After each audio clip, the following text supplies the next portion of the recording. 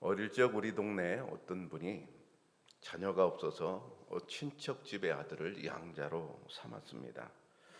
그날부터 그 아들은 새로운 집의 아들이 되었습니다. 갑자기 신분이 바뀌게 되었습니다. 로마 제국에도 양자 제도가 성행했습니다. 자녀가 없는 귀족들은 친척이나 자신의 종 가운데 하나를 양자로 삼았습니다. 종의 신분에서 갑자기 귀족의 신분으로 바뀌는 일이 있었습니다.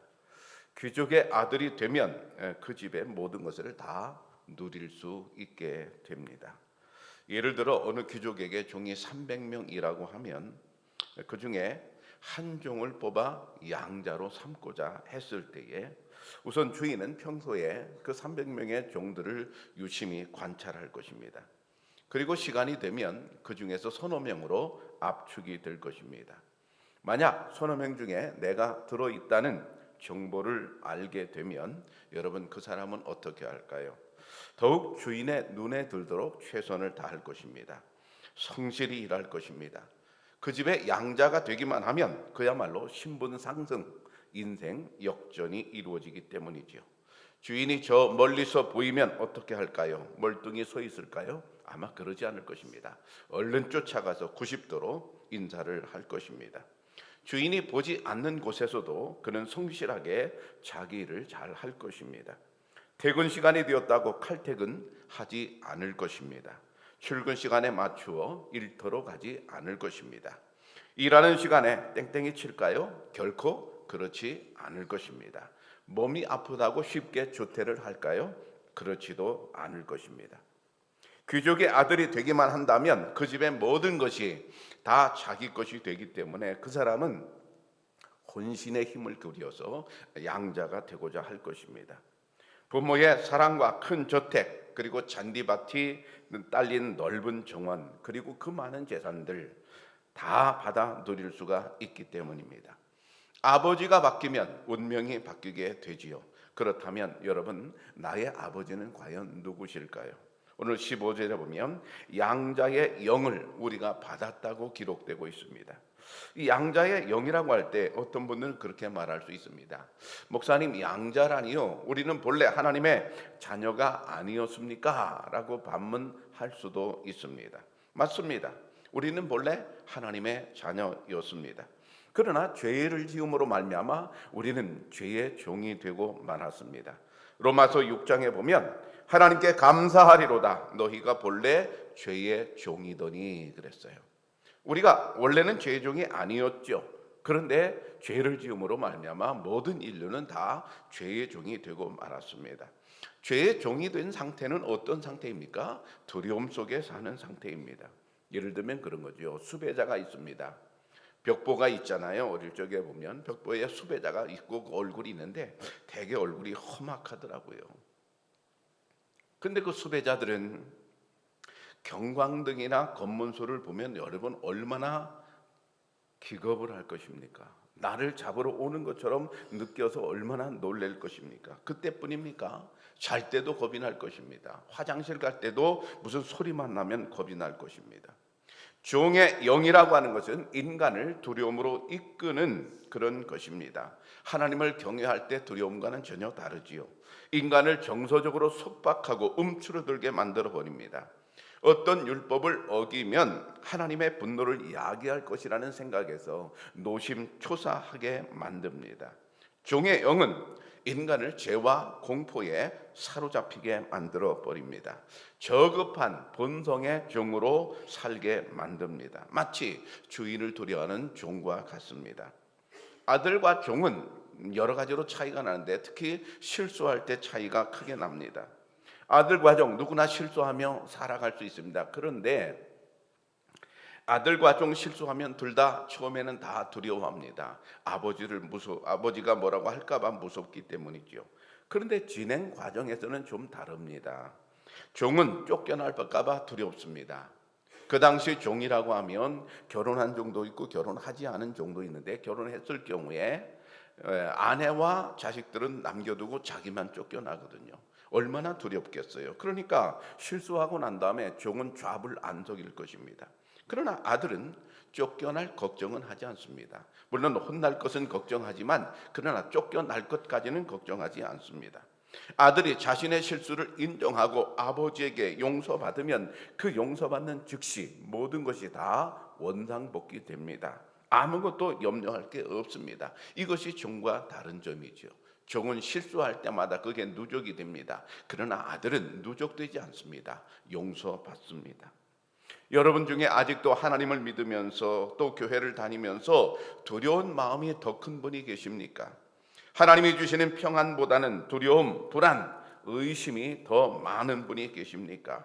이제 더 이상 두려워할 필요가 없습니다. 왜 그렇습니까? 우리는 종이 아닙니다. 하나님의 자녀입니다. 여러분 자신을 종처럼 여기지 마시기를 바랍니다. 오늘 15절에 보면 너희는 다시 무서워하는 종의 영을 받지 아니하고 양자의 영을 받았으므로 우리가 아빠 아버지라고 부르짖느니라 그랬습니다. 여기 양자의 영이란 말은 푸뉴마 휴오데시아스라는 말인데 여기서 저는 이 글자를 좀 강조하고 싶습니다. 휴오데시아라는 말입니다. 휴오데시아라는 말이 양자라는 말인데요. 어떤 아이를 자신의 자녀로 입적, 호적에 올릴 때 쓰이는 법률 용어가 바로 저 휴오데시아라는 말입니다. 그러면 성경의 아들이라는 말은 무엇인가? 휘오스라는 말입니다. 비슷하지요? 네. 아들은 휘오스고요, 양자는 휴오데시아입니다. 유스티아누스 법전에 의하면 당시 입양의 절차 그리고 입양의 방법에 관해서 상세하게 기록되어 있는데 입양을 할 때에 부모의 나이가 제한되어 있습니다. 60세가 넘어야 입양할 수 있었습니다. 또 양자의 나이도 성년에 이르는 경우가 많았습니다. 양자의 가문을 계승해야 하기 때문에 너무 어린 사람이 양자로 올 수는 없었습니다. 요즘 같으면 어린 나이에 입양이 되잖아요. 그것은 최근의 일이고요. 과거에는 그러지 않았다는 거죠. 예를 들면 기원전 44년 2월에 율리우스 카이사르가 로마 제국의 황제였는데 그는 참으로 욕심이 많은 사람이었죠. 로마의 종신 독재관이 되었습니다. 종신 독재관이라고 하는 것은 죽을 때까지 그냥 황제다 그런 얘기예요. 황제를 뽑을 수 없다는 말입니다. 자기만이 황제인 겁니다. 아주 대단한 권력을 한 손에 쥐었던 것이지요. 그렇게 해서 자기 천하가 이루어졌는데 이제 만세를 부를 만한데 세상은 그렇게 간단하지가 않잖아요. 그 법이 만들어지고 딱 한 달 후에 암살되어 죽고 말았습니다. 그게 권력 아니겠습니까? 권력은 참 무상한 것이죠. 반대파들이 그걸 그냥 둘 수가 없었던 것이지요. 그런데 문제는 그 다음에 누가 황제가 될 것인가 하는 것이었습니다. 이 로마 엄청난 제국을 누가 다스릴 것인가, 누가 황제가 되어야 될 것인가 할 때 그게 유언장이 공개가 되었는데 18살에 옥타비아누스가 이제 지정이 되었습니다. 그때 바로 쓰인 말이 바로 이 말이죠. 휴오데시아라는 말입니다. 바로 이때 위력을 발휘한 단어가 이 말인데 이 글자가 들어가면 효력이 대단한 것입니다. 이 글자 말고 다른 글자가 들어가면 소용이 없는 것이죠. 이 사람은 내가 사랑하는 사람이다. 소용도 없고요. 이 사람은 내가 좋아하는 사람이다. 그래도 소용이 없는 것이죠. 휴오데시아라는 말이 반드시 들어가야 되는 것이죠. 이 말이 들어갔다면 그는 양자가 되는 것이고 다른 어떤 사람도 이를 거부하거나 반대할 명목이 없습니다. 전혀 없지요. 논란의 여지가 없습니다. 시비거리가 아예 없는 것입니다. 그러니까 우리가 오늘 성경에서 양자의 영을 우리가 받았다고 할 때 그것은 무엇을 강조하는가 하면 공적인 효력을 강조하는 것입니다. 양자로 입양된 자는 아버지로부터 친아들과 조금도 다름없는 그런 사랑을 받았고요. 그럴 수밖에 없는 것은 자기 재산을 모두 물려주기 위해서 자기가 선택한 아들이기 때문에 그렇습니다. 유명한 주석가 바클레이라고 하는 사람은 입양의 4가지 결과를 이렇게 요약을 했습니다. 첫째, 새 가족의 완전한 합법적인 아들로서의 모든 권리를 얻었다. 둘째, 새 아버지의 유산 상속자가 되었다. 셋째, 법률상으로 입양된 사람의 모든 옛 생활은 완전히 청산되었다. 넷째, 법에서 볼 때 입양된 사람은 절대적으로 새 아버지의 아들이다. 이렇게 정리했어요. 이 모든 것을 다 하나로 이렇게 묶으면 결국 완전한 아들이란 말입니다.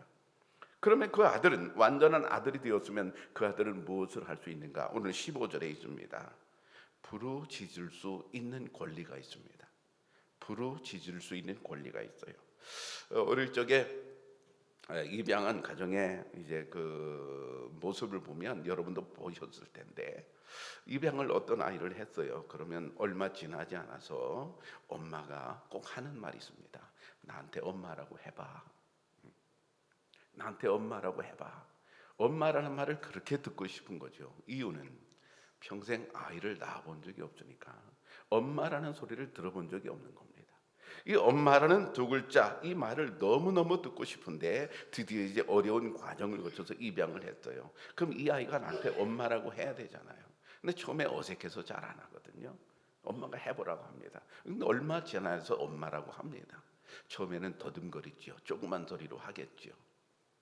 여러분, 엄마라는 소리를 들었을 때 그 엄마는 눈물을 글썽거리는 겁니다.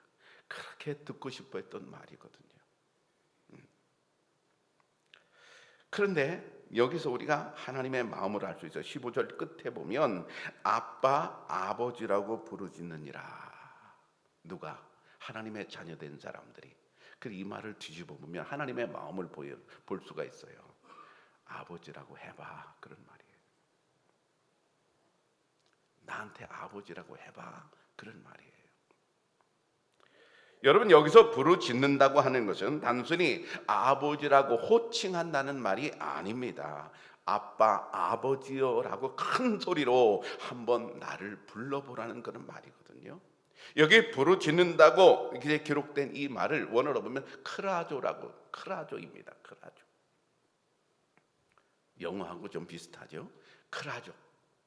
크게 외치다, 울부짖다, 이런 뜻인데요. 주님께서 우리가 뭐를 어떻게 하기를 원하시는가 하면 우리가 아들, 우리가 딸이기 때문에 하나님을 부를 때 크게 부르라고 원하십니다. 크라조 하기를 원하십니다. 자, 이 말은 자녀들이 보호와 도움이 요청이 될 때, 보호를 받고 싶어요, 어떤 도움을 받고 싶어요, 자녀가. 그럴 때 자녀들은 아빠, 엄마를 막 불러댑니다. 그게 바로 크라조입니다. 억누를 수 없는 감정의 상태를 표현합니다. 거기에는 주춤거리는 게 없습니다. 거기에는 계산하거나 걱정하거나 불안해하지도 않습니다. 그냥 막무가내로 엄마 아빠를 부르짖습니다. 장소를 가리지 않죠. 어떤 아이는 백화점에서 막 울어대깁니다. 울어서 안 되면 막 뒤집어집니다. 엄마는 창피해서 그냥 막 어쩔 줄 모르지요. 또 때는 가립니까? 새벽 2시도 막 엉엉거리고 울어댑니다. 왜요? 똥 싸고 싶다고요. 밥 먹고 싶다고요. 아무것도 계산하지 않아요. 그냥 크라조 합니다. 그냥 막 울부짖습니다. 근데 하나님께서 오늘 우리에게 어떻게 하라고요? 그렇게 나한테 해보라는 겁니다. 우리도 여러분 그렇게 하지 않습니까? 언제 그렇게 합니까? 우리가 기도할 때 그렇게 합니다. 우리가 하나님에 대해서 진한 부성애와 신뢰를 갖고 있기 때문에 우리는 하나님 앞에 가 나의 모든 것을 다 내어놓고 부르짖을 수 있습니다. 사실 여기 양자의 영은 따로 있는 게 아닙니다. 아들의 영을 말합니다. 갈라디아서 4장에 보면 너희가 아들이므로 하나님이 그 아들의 영을 우리 마음 가운데 보내사 아빠, 아버지라 부르게 하셨느니라 그랬어요. 그러니까 양자의 영은 여기서 하나님의 이제 아들의 영을 의미하는데, 그럼 아들의 영은 무엇인가? 로마서 5장에 보면 소망이 우리를 부끄럽게 하지 아니함은 우리에게 주신 성령으로 말미암아 우리에게 성령을 주셨습니다. 성령을 의미합니다. 성령께서는 양자의 영이라고 오늘 불려졌지만 아들의 영이고 또 어떻습니까? 로마서 8장에 보면 무릇 하나님의 영으로 인도함을 받는 사람은 곧 하나님의 아들이라 그랬어요. 하나님의 영입니다. 성령은 하나님의 영입니다. 예수님께서 하나님을 부를 때 어떻게 부르셨습니까? 아버지라고 부르셨습니다. 마태복음 11장에 보면 그때 예수께서 대답하여 이르시되 천지에 주신 아버지여. 거기 수많은 사람들이 있었거든요. 근데 수많은 사람들이 있었는데 그때 예수님께서 하나님을 부를 때 아버지요 이렇게 불렀어요. 그런데 여러분, 우리도 어떻게 부릅니까? 하나님을 아버지라고 부릅니다. 무슨 얘기입니까? 예수님과 우리는 동격으로 하나님을 아버지로 모시고 있다는 얘기예요. 자, 원어에 보면 참 재미있어요. 오늘 성경에 아빠, 아버지가 원래 성경 원어에 이렇게 돼 있어요. 아빠호 파테르. 파테르는 아버지라는 뜻이거든요. 아빠, 발음을 하면 우리말하고 똑같아요. 아람어거든요. 근데 똑같아요. 너무 재밌죠? 성경을 이상하게 의역해 놓은 게 아니면 성경 그대로 번역해 놓은 거예요. 그게 아빠, 아버지예요. 아빠 호테르, 파테르. 자, 근데 여러분, 예수님께서 하나님을 아버지라고 부르었다고 할 때 우리는 지금 아무렇지도 않아요. 당연히 그랬거니. 우리는 그렇게 여겨요. 근데 2000년 전에는 상황이 다릅니다.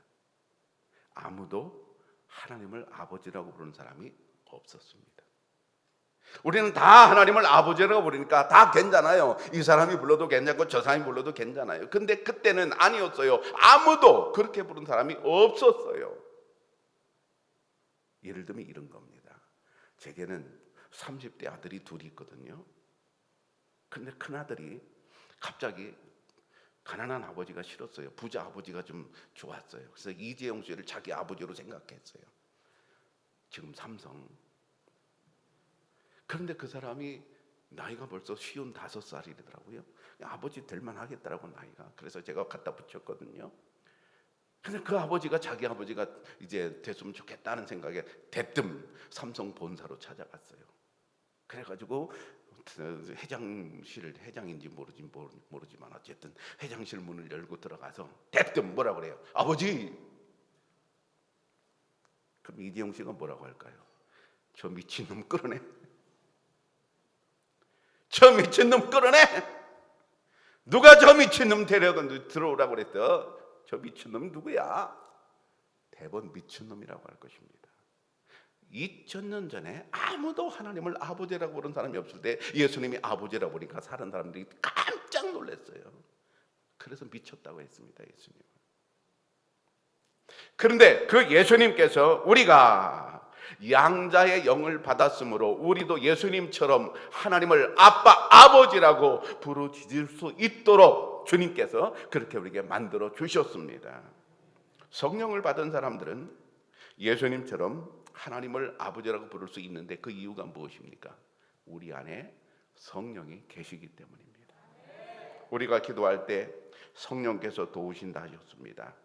그런데 어떻게 도우시나요? 로마서 8장 26절에 보면 이와 같이 성령도 우리의 연약함을 도우시나니 우리가 마땅히 기도할 바를 알지 못하나 오직 성령이 말할 수 없는 탄식으로 우리를 위하여 간구하시니라 그랬어요. 우리가 기도할 때 어떻게 기도할지를 모른다. 근데 성령께서 우리를 위해서 탄식하면서 우리를 도와주신다. 우리의 연약함을 도와주신다 그랬어요. 제가 처음 교회 다닐 때가 생각납니다. 학생 때 처음 교회를 다니는데 남들은 다 기도하는데 아버지 어쩌고 저쩌고 나는 아버지 소리가 전혀 안 나오는 거예요. 아버지가 보이지도 않고요. 우리 집에 아버지 계시고요. 근데 누구를 아버지라고 그래? 믿음이 전혀 없으니까요. 남들은 다 아버지 그렇게 기도하는데 나는 아버지라는 이 세 글자를 입에서 낼 수가 없었습니다. 아버지라는 글자를 내볼 수가 없었어요. 근데 은혜 받고 조금씩 믿음이 들어가니까 한번 아버지라고 해볼까 하는 생각이 들어왔어요. 그 생각이 들어왔다는 건 뭐예요? 성령께서 내 속에서 어떻게 하셨다는 거예요? 아버지라고 해봐. 나를 엄마라고 해봐 하는 엄마처럼 성령께서 우리에게 아버지라고 해봐. 우리에게 자꾸 용기를 주셨단 말입니다. 여러분 모두 다 비슷할 겁니다. 아직도 주님을 아버지라고 부르지 못하는 많은 분들이 있어요. 교회는 다니지만 아버지라고 힘껏 부르고 내 속사정을 주님 앞에 다 털어놓고 아버지! 그러면서 울부짖으면서 기도해보지 못한 분들이 허다하게 많습니다. 왜 그렇습니까? 우리에게 하나님께서 성령을 주시고 우리가 양자 되게 하셨는데 우리가 하나님의 자녀 되게 하셨는데 주님께서는 우리에게 아버지라고 부르라고 자꾸 요구하십니다. 어떻게 해요? 성령께서 내 안에서 자꾸 요구하시는 거예요. 하나님 아버지께 나가서 기도해봐. 아버지라고 크게 불러봐. 처음에는 참으로 어색하더라고요. 한 번도 하나님을 아버지라고 해보지 못했기 때문에 처음에는 너무나 생소하더라고요. 그런데 그런 우리의 연약함을 잘 아시는 하나님께서, 성령님께서 격려해 주시고 응원해 주셔서 하나님을 아버지라고 크게 크라조 할 수 있게 되었습니다. 사실 이것은 죽을 수밖에 없는 죄인이었던 우리로서는 정말로 말할 수 없는 축복인 줄로 믿습니다. 성도라는 말은 이미 양자의 영을, 성령을 받은 사람들을 의미합니다. 성령을 받아 이미 그것이 확인이 되었습니다. 에베소서 1장에 보면 그 안에서 너희도 진리의 말씀 곧 너희의 구원의 복음을 듣고 그 안에서 또한 믿어 약속의 성령으로 인치심을 받았으니 그랬어요. 인치심을 받았다는 도장을 받았다는 거죠. 도장을 찍었다는 거죠. 지금은 사인도 하지만 과거에는 도장만 있었잖아요. 도장 찍는 게 참 중요하잖아요. 그런데 우리 속에 도장을 찍어주셨던 거예요. 우리가 하나님의 아들이라는, 딸이라는 도장을 찍어줬다는 거예요. 그 도장이 뭐라는 거예요? 우리 안에 계신 성령님이십니다. 우리 안에 성령이 계시면 나는 하나님의 자녀, 하나님의 아들, 하나님의 딸인 줄로 믿습니다. 우리가 이런 강한 확신을 가질 수 있도록 하나님의 사랑의 실제를 우리 안에 넣어주셨습니다. 그 사랑의 실제가 뭐예요? 바로 성령님이십니다. 하나님이 우리 아버지가 되신다는 사실을 여러분 확신하고 계십니까? 그렇다면 그것은 여러분의 의지나 여러분의 이성으로 이루어진 일이 아닙니다. 성령께서 여러분의 영에 부어주시는 은혜인 줄로 믿습니다. 우리가 이렇게 아들이 되었는데, 딸이 되었는데, 우리가 하나님의 자녀가 된 것은 현재뿐 아니라 미래에 더 확실하게 증거가 됩니다. 장차 우리가 받게 될 상속 유산이 있기 때문인 것입니다. 17절에 보면 그리스도와 함께한 상속자라는 단어가 있어요. 그리스도와 함께한 상속자, 풀어서 얘기하면 예수님이 받을 상속 같이 받는다, 그런 얘기입니다. 그러면 예수님이 받을 상속이 무엇입니까? 요한복음 17장에 보면 아버지여, 창세전에 내가 아버지와 함께 가졌던 영화로서 지금도 아버지와 함께 나를 영화롭게 하옵소서. 창세전에 예수님 하나님과 함께 계셨잖아요. 그때 받은 영화가 지금도 있는데 그 영화를 가지고 나도 지금 영화스럽게 해달라는 거예요. 또 시편 16편에 보면 여호와는 나의 산업과 나의 잔의 소득이시니 나의 분깃을 지키시나이다 그랬어요. 여호와는 나의 산업이라는 말이 뭐예요? 하나님의 그 모든 것 다 내 것이라는 말입니다. 너무 크니까 우리는 감각이 오지 않습니다. 여러분, 너무 큰 부자의 아들이 된다면 그렇게 감각이 처음에 오겠습니까? 몇 년 지나야 감각이 오겠죠. 이것도 마찬가지죠. 하나님의 양자로 입양된 우리들이 받을 유업과 예수님께서 받으신 것과 같다는 말입니다. 창세기 15장에 보면 이후에 여호와의 말씀이 환상 중에 아브라함에게 임하여 이르시되 아브라함아 두려워하지 말라 나는 네 방패요 너의 지극히 큰 상급이니라 그랬어요. 저는 궁금한 게 있어요. 나중에 천국 가서 아브라함에게 좀 물어보고 싶은 말이에요. 하나님께서 이렇게 말씀하셨을 때 당신은 어떻게 그것을 느꼈습니까? 라고 질문해 보고 싶어요. 하나님께서 아브라함에게 나타나서 아브라함아 나는 너의 상급이다. 이 말이 어떻게 느껴졌습니까? 이 말을 어떻게 이해했습니까? 라고 물어보고 싶단 말입니다. 여러분, 그런데 하나님께서 오늘 우리에게도 이 아브라함에게 하셨던 말과 똑같은 말씀을 주시는 겁니다. 우리의 이름을 부르면서 얘야 두려워하지 마라. 내가 너의 상급이다. 내가 너의 상급이라는 말은 무슨 말일까요? 하나님이 나의 모든 것의 주인이시란 말입니다. 반대로 하나님의 모든 것은 다 나의 것이라는 말입니다. 예를 들면 이렇게 좀 들어볼 수 있을까요? 기왕 얘기를 꺼냈으니까 이재용 회장이 어떤 사원이 너무 일을 잘했어요. 그래서 상을 주고 싶어요. 임직원이 다 모인 자리에서, 조회하는 자리에서 상을 주고 싶어요. 근데 상이 뭐냐면 최고급 승용차예요. 이 세상의 최고급 승용차를 회장이 사가지고 그것을 딱 키를 딱 넘겨준다고 해봅시다. 태수야 차 준다고. 나를 봐. 뭘 준다고? 차를 준다고. 이재용 회장이 그 많은 임직원들이 모인 상태에서 내가 이 사람에게 상을 주겠습니다. 그리고 그 좋은 승용차를 딱 주는데 남자라면 다 부러워할 만한 상이잖아요. 남자들은 차 그러면 그냥 뻑가잖아요, 그죠? 근데 차를 딱 열쇠를 줬어요. 받은 그 사람 얼마나 좋겠습니까? 얼마나 신나겠습니까? 그런데 거기까지입니다. 이 회장의 아들은 어떻습니까? 그 선물 받는 그 사람이 부러울까요? 이재용 그 회장의 아들은 여러분 그게 부럽지 않을 것입니다. 회장의 모든 재산이 내 건데 뭐 그게 차 하나가 부럽겠어요? 바로 이런 비교를 할 수 있습니다. 여러분, 우리도 마찬가지. 하나님께서 우리에게 주시는 이런 복, 저런 복, 저런 복, 이 여러 가지 복이 문제가 아닙니다. 진짜는 뭐예요? 하나님께서 나의 상급이 되시는 게 진짜예요. 여러분, 그보다 더 좋은 게 어디 있을까요? 없습니다. 누구에게 이런 엄청난 복이 임하게 됩니까? 하나님의 아들이 되는 사람들이라고 그랬습니다. 요한복음 1장에 보면 영접하는 자, 곧 그 이름을 믿는 자들에게는 하나님의 자녀가 되는 권세를 주셨으니. 왜 권세라는 말을 여기서 쓸까요? 차키 정도가 아니기 때문입니다. 왜 아들이 되는 권세라고 주님이 명령하셨을까요? 그 권세라는 말이 거짓말일까요? 아닙니다. 분명한 사실입니다. 그게 무슨 뜻입니까? 하나님이 나의 상급이 되신다는 말입니다. 여러분, 종은 유산이 없습니다. 그러나 아들은 유산이 있습니다. 사도 요한은 하나님의 은혜로 말미암아 그 유업을 환상으로 보게 되었습니다. 그 기록이 바로 요한계시록입니다. 계시록에 기록된 천국의 모습을 보면 가히 환상적입니다.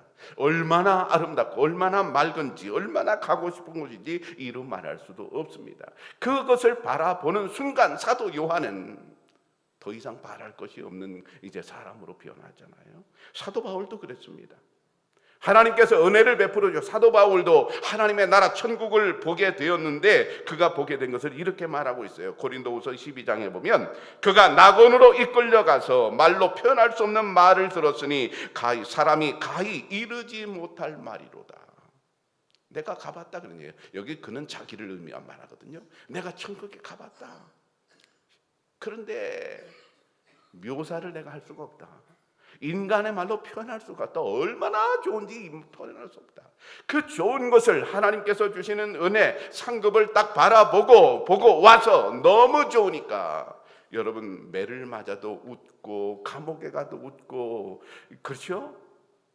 사람들에게 찔림을 당해도 사람들이 뭐를 해도 그냥 핍박을 당해도 웃는 거예요. 왜 웃어요? 미친놈처럼 왜 웃어요? 날마다 생각이 나니까. 하나님의 유업이 날마다 생각이 나니까. 하나님의 상급이 날마다 생각이 나니까. 그것이 분명히 믿어지니까. 이것이 하나님이 우리의 상급이 되는 것을 믿습니다. 그래서 사도 바울은 모진 고난을 이제 받아도 즐거워하면서 찬송할 수 있었습니다. 빌립보 감옥에서도 그런 찬송했지 않습니까? 마찬가지입니다. 우리도 그렇습니다.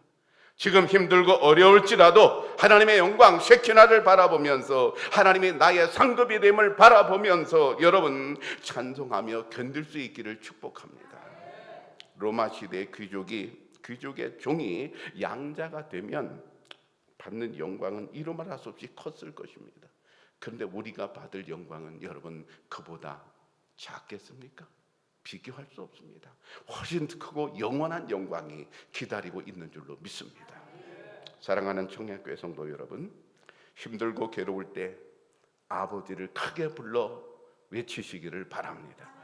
우리 하나님 아버지는 결코 무서운 분이 아닙니다. 우리를 한없이 사랑하시는 분입니다. 우리는 사랑스러운 하나님의 자녀들입니다. 우리 안에 계신 성령께서 이 모든 사실을 다 증거해 주십니다. 우리는 예수 그리스도와 함께 영원한 상속자가 되어 영원한 영광을 바라보게 될 줄로 믿습니다. 기도하겠습니다.